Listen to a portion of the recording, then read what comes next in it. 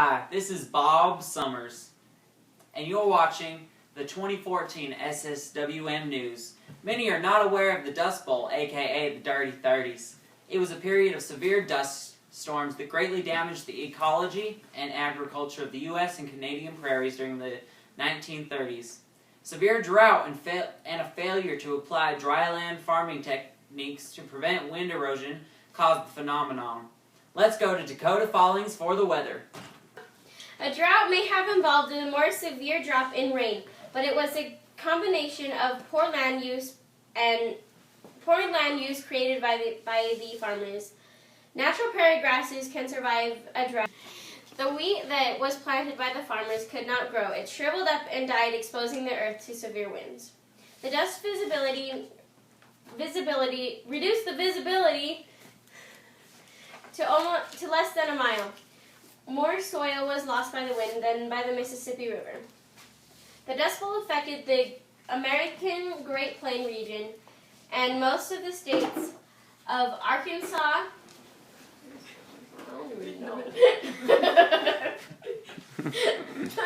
Arkansas, Iowa, Kansas, Missouri, Nebraska, Oklahoma, and Texas. The Dust Bowl made the weather patterns crazy. The east states got greater than more to 20 inches of rain. Changes in the surface temperatures created shifts in the weather patterns. How did they do it? Well, one way is changing the patterns in the jet streams. In the 1930s, the jet stream was weakened, causing the normal moisture to become drier and reduce rainfall. The jet stream usually flows west over the Gulf of Mexico. It turns north, pulling up moisture and dumping rain into the Great Plains. But when the jet streams weakened, it changed the course and traveled farther south, making the drought that way south. Please take... So like in Texas? Yeah, like in Texas. A long day. Please take caution. Here are some cautionaries you should take. 1. If you are on the road driving, pull over and turn off your your lights and set the emergency brake.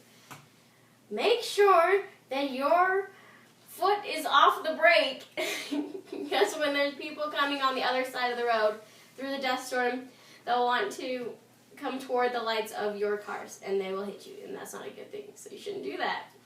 And number 2 is if you can avoid a dust storm, do it.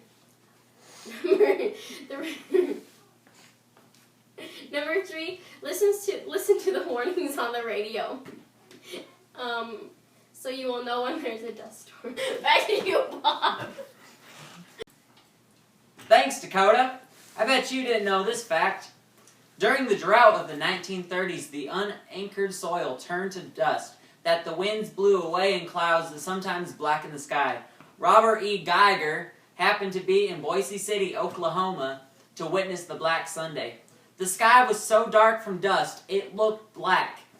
The causes of the Dust Bowl was a mixture of natural, drought, and poor farming practices. The land was used for cattle. But it was soon plowed for wheat production. And since they plowed up the dirt, excess runs into streams and then blows away. The cows were choked by the sand, and after their deaths, and after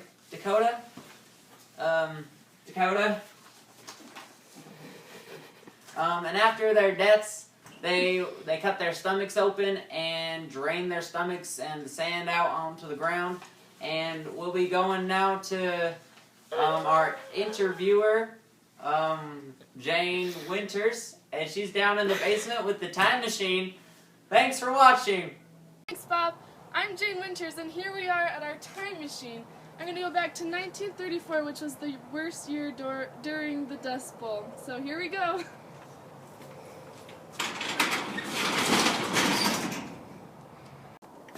Let's see if it worked. She's gone! Oh my gosh!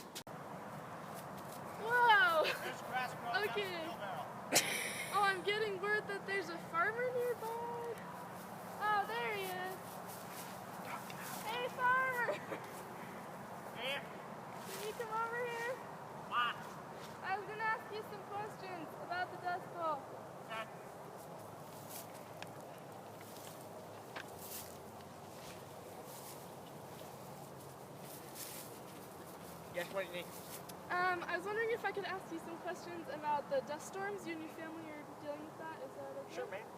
Okay, so can you tell me what the dust storms are like?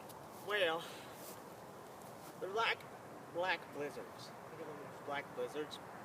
It's like snow, but with dust. And it damages your crops worse than snow would. And it feels like when you're in the storm, it's going against your face, it feels like someone's just pushing sand in your face.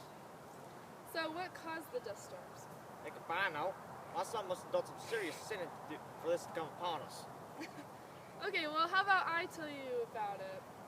From what we know in the future, it's a combination of drought and poor land use, and you farmers plowed a lot of land so you could expand your wheat crops west, right? So, but because of the drought, all the wheat died, and so it left a lot of loose land, and when the winds came, it carried it all with it.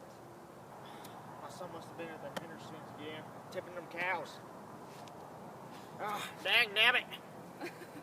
Well, so how has the dust storms affected you and your farm? Well, how it affected my farm was it started about 3 years ago. You know, simple drought. It's nothing I ever haven't dealt with before.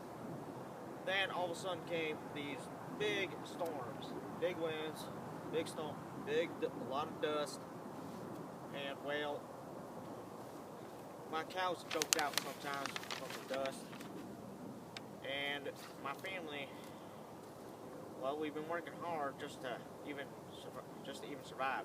Same, my crops have dying too.